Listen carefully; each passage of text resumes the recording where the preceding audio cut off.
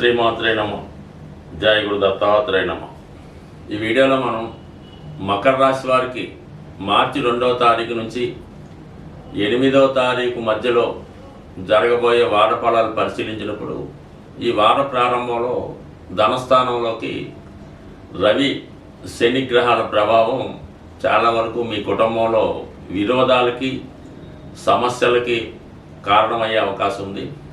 అయితే ఏదో ఒక ప్రభుత్వ పథకం మీకు రావడం వల్ల అధిక మొత్తంలో ధనం ఒకేసారి మీ కుటుంబానికి లేదా వ్యక్తిగతంగా మీకు రావడం వల్ల దాని విషయమై కొన్ని ఇబ్బందులు సమస్యలు వచ్చే అవకాశం ఉన్నది. అలాగే మీ కుటుంబంలో ఒకరికి అనారోగ్యపరమైనటువంటి ఇబ్బందులు రావడం వల్ల తప్పనిసరి పరిస్థితుల్లో మీరు వారిని కేర్ తీసుకొని కొంత సమయాన్ని వారి కొరకు కేటాయించవలసి ఉంటుంది. అయితే ధన విషయంలో గతంలో కన్నా ఎక్కువ ధన వ్యయం జరిగే అవకాశం ఉంది.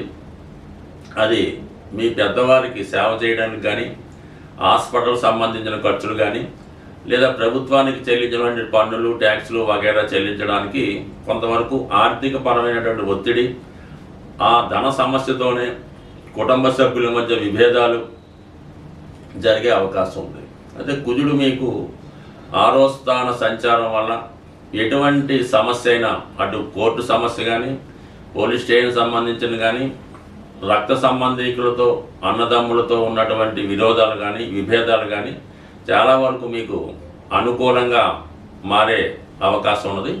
బట్ ఏదైనా మిమ్మల్ని మీరు సంస్కరించుకుంటూ ఆ సమస్యని ఎటువంటి ఇబ్బంది లేకుండా సాల్వ్ చేసే అవకాశం ఉంటుంది. బట్ ఏదైనా కొంత శ్రమ పడవలసి ఉంటుంది. అధికమైనటువంటి కోపానికి ఆవేశానికి లోను కాకుండా నిదానంగా సావధానంగా మీరు సమస్యను పరిష్కరించుకుంటే అన్నీ మీకు అనుకూలంగా మారే అవకాశం ఉన్నది. ఏమాత్రం తొందరపడినా అది చాలా వరకు కుటుంబ విచ్ఛిన్నానికి విభేదాలకు కూడా కారణం అవ్వచ్చు. కాబట్టి జాగ్రత్తగా వ్యవహారాన్ని డీల్ చేయడం మంచిది. అయితే వీటన్నిటికీ అనుకూలంగా గురుగ్రహం మీకు 5వ స్థానంలో ఉండడం వలన మీకు మీ యొక్క పూర్వపుణ్యం అలాగే మీ సంతానం తోడుగా ఉంటూ మీకున్నటువంటి సమస్యని వారు సాల్వ్ చేసే ప్రయత్నం చేస్తూ ఉంటారు. దైవానుగ్రహం తప్పకుండా లభించడం వల్ల ఎంత గొప్ప సమస్య అయినా సావధానంగా పరిష్కారం అవుతుంది. ఈ సమయంలో మీరు ఏదైనా ఒక పుణ్యక్షేత్రాన్ని దర్శించడం కానీ, లేదంటే ఏదైనా ఒక మీ బంధువుల ఇంట్లో జరుగుతున్నటువంటి ఒక పుణ్య కార్యక్రమానికి వేడుకకి హాజరయ్యే అవకాశం ఉంది. మీ సలహాతో చాలా వరకు ఇతరులు వారి సమస్యలను సాల్వ్ చేసుకునే విధంగా గురుబలం మీకు సంపూర్ణంగా ఉండడం జరిగింది. అలాగే తృతీయ స్థానంలో ఈ రాశికి యోగకారకుడైనటువంటి శుక్రుడు ఉచ్చస్థితిలో వక్రగమనంలో ఉండడం వలన మీ కుటుంబంలో ఉన్నటువంటి స్త్రీలు మీకు మీ అభివృద్ధికి కారణమవుతుంటారు. మీకు చేదోడు వాదోడుగా ఉంటూ మీకున్నటువంటి సమస్యల నుంచి బయటపడే విధంగా అవకాశం ఉంటుంది. ముఖ్యంగా ఏంటంటే ఈ 3వ స్థానంలో ఏర్పడినటువంటి బుధ శుక్ర రాహు గ్రహాలు ఎవరైతే ఉన్నత విద్యలో పెద్ద పెద్ద కోర్సుల్లో ప్రవేశించడానికి కానీ, మెడికల్ లాంటి ఎంట్రన్స్లో రాయడం కానీ, మెడికల్ విద్యలో ప్రవేశించడానికి కూడా ఈ గ్రహస్థితి అనుకూలించే అవకాశం ఉంది. అయితే కుటుంబ ఆర్థిక పరిస్థితులు సరిగ్గా సహకరించకపోవడం వల్ల కొన్ని అవకాశాలు వదులుకోవాల్సి ఉంటుంది. కాబట్టి ఏదైనా కొద్దిగా ధైర్యంగా ఎదుర్కొని మరి నెమ్మదిగా సావకాశంగా ప్రయత్నం చేస్తే మీ ఫలితం నెరవేరే అవకాశం ఉంది. స్వస్తి. ఈ వారం ఈ గ్రహస్థితి పరిశీలించినప్పుడు ప్రతి ఒక్కరికి కూడా ధనం యొక్క అవసరం చాలా ఎక్కువ ఉండడం జరుగుతూ ఉంటుంది. అంటే శుక్రుడు ఈ ఆదివారంలో వక్రించి ఉండడం వల్ల ఇంచుమించుగా కొన్ని రోజుల పాటు వక్రిస్తాడు. అలాగే మిగతా గ్రహాలతో కలియడం వల్ల మనీ ఎక్స్పెండిచరు ప్రతి ఒక్కరికి చాలా ఎక్కువ అవడం జరుగుతూ ఉంటుంది. ఆ ఖర్చుకు తగిన ధనం మీకు రావాలంటే మరి శుక్రుడు వక్రించి ఉండడం వల్ల శుక్రగ్రహానికి అధిదేవత అయినటువంటి లక్ష్మీ అమ్మవారిని మీరు ప్రసన్నం చేసుకోవలసి ఉంటుంది. ఆ విధంగా ప్రసన్నం చేసుకోవడానికి సింపుల్ పరిహారం ఏంటంటే, మీకు మీ గృహంలో అవకాశం ఉంటే లక్ష్మీ అమ్మవారి ఫోటోని ఎరుపు రంగు పూలతో అలంకరించవలసి ఉంటుంది. అలాగే అమ్మవారికి దానిమ్మ పండు, అంటే ఎప్పుడు కూడా ఒకే ఒక పండు నైవేద్యంగా కాకుండా కనీసం ఒక 4 లేదంటే ఒక 6 దానిమ్మ పళ్ళు నైవేద్యంగా పెట్టి అమ్మవారికి విధి విధానంగా కనకదార స్తోత్రమో లక్ష్మీ స్తోత్రమో పారాయణ చేస్తూ ఆ ప్రసాదాన్ని 6 ముత్తైదువులకి పంచడం వల్ల లక్ష్మీ అనుగ్రహం కలిగే అవకాశం ఉన్నది. దీనితో పాటుగా మరి ఇంట్లో అవకాశం లేని వారు ఏదైనా అమ్మవారి దేవాలయంలో అమ్మవారికి ఈ దానిమ్మ పళ్ళు నైవేద్యంగా సమర్పించడం వల్ల కూడా మీ యొక్క ఆర్థిక పరమైనటువంటి సమస్య నుంచి బయటపడే అవకాశం ఉంది. చాలా వరకు ఈ మనీ రొటేషన్ పెరగాలన్నా చాలా వరకు శుక్రవారం రోజు ఏ విధంగా కూడా ఆర్థిక పరమైనటువంటి లావాదేవీలు చేయకుండా ఉండడం మంచిది.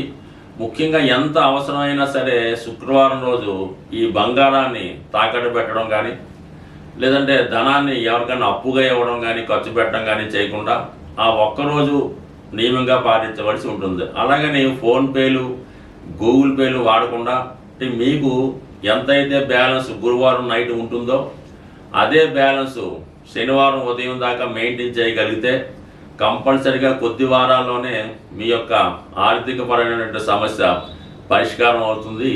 ఈ చిన్న ప్రయత్నం చెప్పడానికి సులువు కానీ చేయడానికి కష్టంగా ఉంటుంది.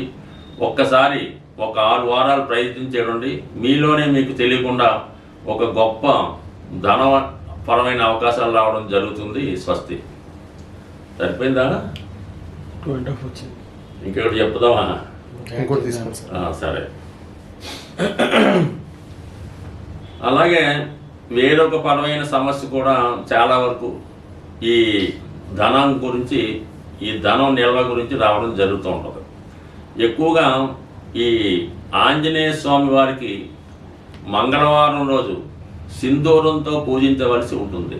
సో లేదు మనం ఏ టెంపుల్ పక్కన పెట్టుకుంటే మీరు ఏదైనా ఒక కాపరు రాగితో తయారు చేసినటువంటి ఆంజనేయ స్వామి యొక్క విగ్రహాన్ని తీసుకోవడం మంచిది. లేదంటే ఒక కాయిన్ మీద హనుమాన్ బొమ్మ ఉన్నవి మార్కెట్లో దొరుకుతుంటాయి. అదైనా మీరు ఒక రాగి పళ్ళెంలో ఆ ఆంజనేయ స్వామి రాగి విగ్రహాన్ని ఉంచి సింధూరంతో ఆంజనేయ స్వామిని మీరు పూజించవచ్చు. ఆ 108 నామాలతో చక్కగా మీరే పూజించి మొత్తం సింధూరం అంతా కూడా స్వామి మీద మూయబడి ఉండాలన్నమాట. అంటే పూర్తిగా సింధూరంలో స్వామివారి యొక్క విగ్రహం మునిగిపోవలసి ఉంటుంది.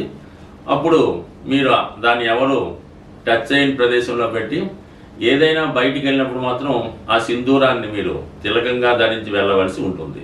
దానివల్ల కూడా మీకు నిత్యం మీ గృహంలో ధైర్యంతో కూడినటువంటి సంపద వచ్చే అవకాశం ఉంటుంది.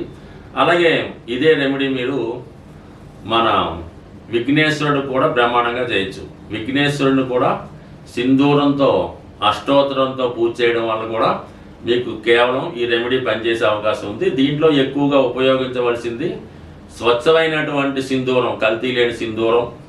అలాగే కాపర్ ప్లేట్లో కాపర్తో చేసినటువంటి ఆంజనేయ స్వామి విగ్రహం కానీ లేదంటే విఘ్నేశ్వరుడు యొక్క విగ్రహం కానీ ఉండవలసి ఉంటుంది. ఈ రెమెడీ చాలామంది ఆచరించి విజయం సాధించడం జరిగింది. కాబట్టి ఏదైనా ఒక రెమెడీ మీరు చేస్తున్నప్పుడు దాని మీద అనేక సందేహాలు రాకుండా మీరు చేస్తున్నటువంటి రెమెడీ ఇతరులకి చెప్పకుండా చేయడం వల్ల దాని ఫలితం చాలా ఎక్కువగా వచ్చే అవకాశం ఉంటుంది. కాబట్టి ఒకసారి ప్రయత్నం చేయడం వల్ల ఆటోమేటిక్గా మీ యొక్క ఆర్థిక సమస్యలు బయటపడతాయి. దానికన్నా ముందు ఆర్థిక సమస్యను ఎదుర్కొనే ధైర్యం రావడం జరుగుతూ ఉంటుంది. అందుకే ధైర్య సాహసే లక్ష్మి అన్నారు. కాబట్టి మరి ధైర్యంతో ఏ పని చేసినా మీకు ఆ కార్యం సిద్ధిస్తుంది. స్వస్తి.